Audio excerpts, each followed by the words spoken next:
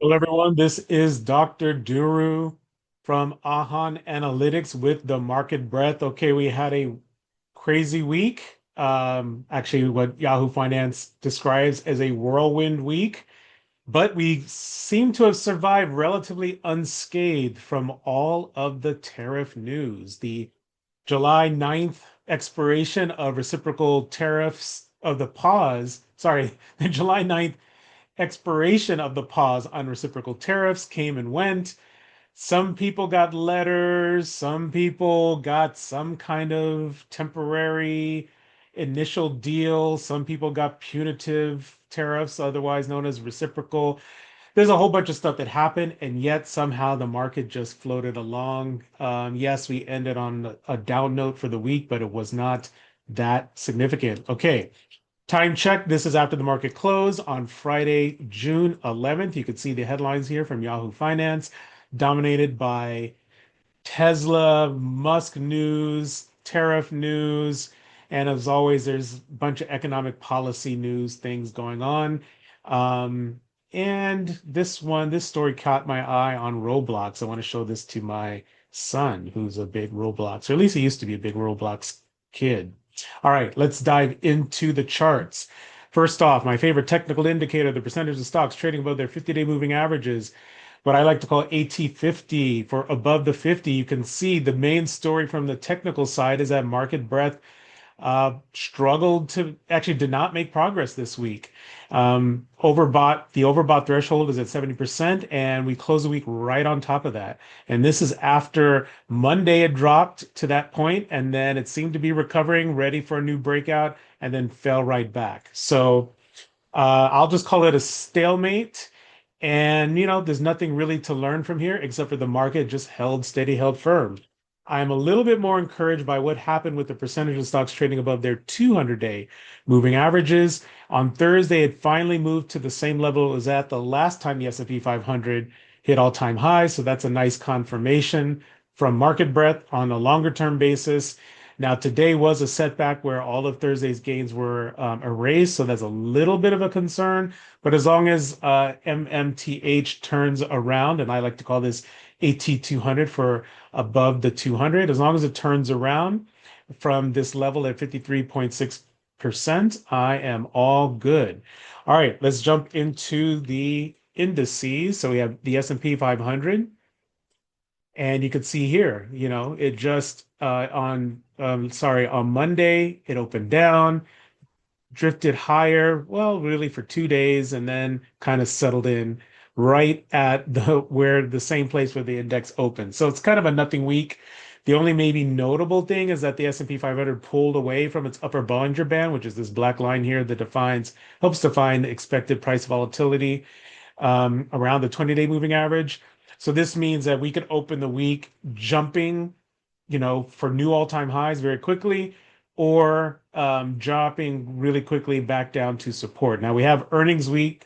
Our earnings season is coming up again, so that is the big wild card, I believe, that's up ahead. As usual, the NASDAQ looks very similar to the S&P 500, so same story here, and it closed right below the all-time high, just like the S&P 500. Small caps, it was small caps actually were outperforming and looked stronger for most of the week. So you can see here how on Monday it dropped down about 1.4%, then it dribbled up higher to a new, what was this? Maybe let's call it a 5-month high when it closed at $224.80. But then today was a big setback, and that's what helped bring market breadth down. And now IWM is peeling away from its upper Bollinger Band, which again puts it in risk for a more significant pullback back to support. Overall story as usual, and this has been the case for many weeks now, the market remains well supported. So all of the things that I'm pointing out here are little nicks and scratches and little tiny things to note for the market overall. I am still cautiously bullish on everything. Now, the one thing that does make me a little nervous is that, drifting here at all-time highs with buying strength and buying conviction looking a little weaker. I am bracing for the potential for a sharper pullback than what otherwise might happen, given where we are with all the way that the market has been able to ignore all the macro news, global tensions, and so on. So, but we'll see. As usual, we will see. Let's dive into the individual stocks. Chipotle, Mexican Grill. I did a short on this one. I was celebrating this breakout as it seemed like the market was rotating away from what was working since these April lows and into what had been beaten up relative to all-time highs. And that looked good, but then it promptly pulled back to support at the 200-day moving average. So this is an example, Chipotle Mexican Grill, ticker symbol CMG. This is an example, kind of what I expect to see in a lot of indices and individual stocks, is that after some promising breakout or promising moves or maybe some drifting, a sudden move back to support, but that support holding up. So far, so good on Chipotle Mexican Grill. Now, one story that has been, oh, let me actually go to Estee Lauder first. Estee Lauder is one where I bought the breakout, and that was on Thursday. An analyst updated Estee Lauder's ticker symbol is EL. Um, it got an upgrade. Now I recognize that it's already had such a strong run from the bottom. In fact, I mean, it's looking like, yeah, maybe 80%, 90% off the bottom, but it's also well off the highs. So if this momentum can continue, there is a lot of upside over a longer period of time. And so I'm encouraged that Estee Lauder garnered an upgrade that was able to punch it higher into this very clean breakout. Now, I am going to keep a tight stop on this just because the stock has moved so far up and support is so far below current price action. So I will stop out of Estee Lauder if it completely reverses this move, which means a close below $86.63. All right. Now, here's a story I've been following is FICO Fair Isaac Corporation. They create the FICO scores. I've given up. I bought back in once I saw the buying strength return to the stock, and I sold, took profits as it approached the 50-day moving average resistance. Looks like it's a good thing I did because this week was weak all around. Let's see. Yeah, the FICO dropped the last 4 days. Unlike last time where I missed the implications of that first big drop in May, I totally understood this, the bearish implications of this big drop of 8.9% because FICO failed perfectly at 50-day moving average resistance, which is this red line. And you could see the high volume of selling. And what was going on? Well, the director of the FHFA, the Federal Housing and Finance Authority, I believe that's or maybe it's the administration, basically said, hey, lenders can use other things other than FICO. FICO kind of has a monopoly, and that's what has made it such a easy winner for so long. You see this long-term chart. I mean, it is up multiples, many multiples in just the last 5 to 10 years. And you can see now it's hit this big bump in the road. I'm afraid FICO has actually topped out, so I am not interested in buying this latest dip down.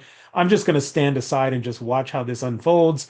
And just, for something like this, if it's going to resume its long-term strength, waiting until it gets above the 200-day moving average is perfectly fine with me. So that's the story on FICO. I'm standing on the sidelines.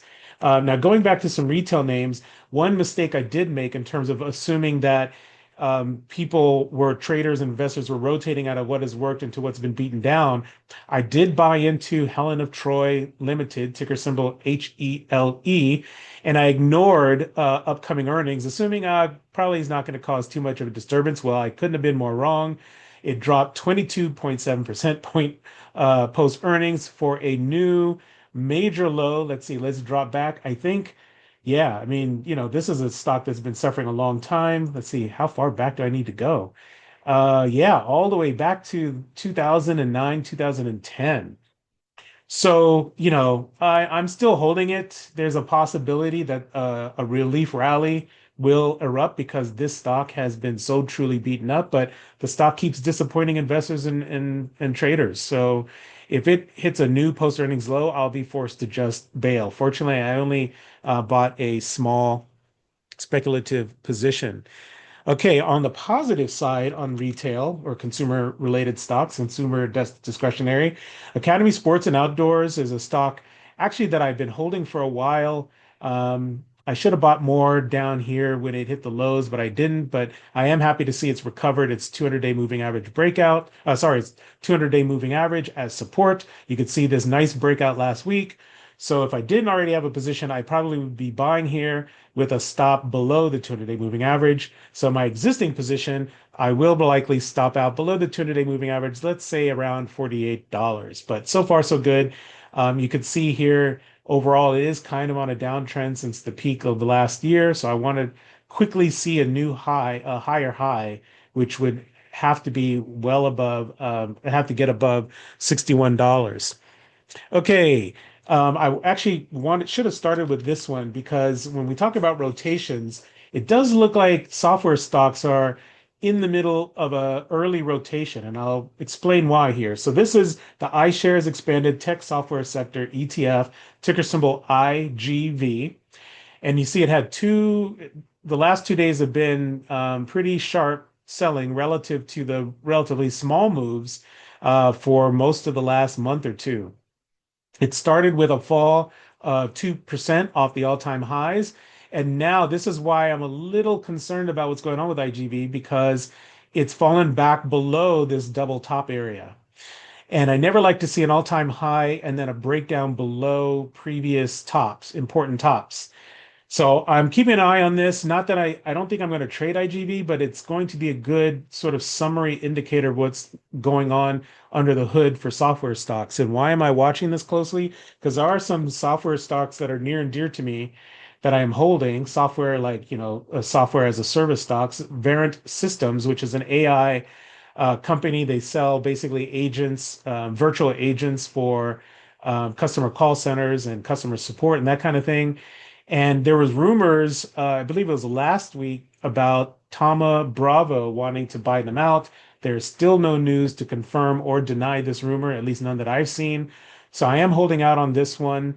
But you can see these technicals are not encouraging. If there was really a buyout, uh, in the works or in the air, I'm highly surprised that the technicals held so poetically with VRNT Systems, ticker symbol VRNT, holding right at that 200-day moving average resistance. So keeping an eye on this. If it falls back down to say support at the 50-day moving average around 1850, I probably just go ahead and buy more. In fact, I did mean to buy more of this stock just because I am still pretty bullish on its prospects overall, and I've written about this in Seeking Alpha. All right, last stock. This is a speculative one. I bailed on this. Um, I was holding out, sitting on my profits, waiting to see IONQ, ticker symbol IONQ. This is a quantum computing stock. It's my favorite one. It's pretty much the only one I trade. I was hoping that it would break out above the previous high. You can see why that previous high is important because it was created after a large 36.5% surge. I took advantage of the pullback. I bought some stock and it was just a fortuitous buy, but it failed right here at presumed resistance, and it failed on a big drop of 8.9%. Well, really 9.0%. So I went ahead and just preserved the rest of my profits. This move basically sliced my profits in half, and that's a big enough reversal for me to just say, okay, I will turn in my chips and just keep an eye out for the next opportunity. So that's it for today. Like I said, the overall summary is the market did pretty good, held in there in the face of a lot of tariff news and economic chaos. This is much different than what we saw back in March and April, so that's very encouraging. But of course, if you've been following here, you should not be surprised. I'm not surprised that the market held in because the lesson that the market learned from the last tariff drama, trauma, and noise is basically to just ignore everything until something actually happens in the data and or the individual companies. And that's basically the story that we have here. All right, so I appreciate you checking this out. Please subscribe to this channel if you want to get notified of future drops. Hit that bell if you want instant notification. Please like and share this content as it helps the algorithm knows what's up. And if you have questions or feedback, place them down below. All right. Have a good weekend, and I will see you later. Don't forget to check out my blog for more details at drduru.com/122. Oh, and newsflash, I have moved my Inflation Watch blog to my main domain. So if you want economic news related to inflation, the Fed, monetary policy, and so on, check me out at inflationwatch.duru, duru, drduru.com. I'll get that right after 3 times. All right. Thanks a lot, everybody.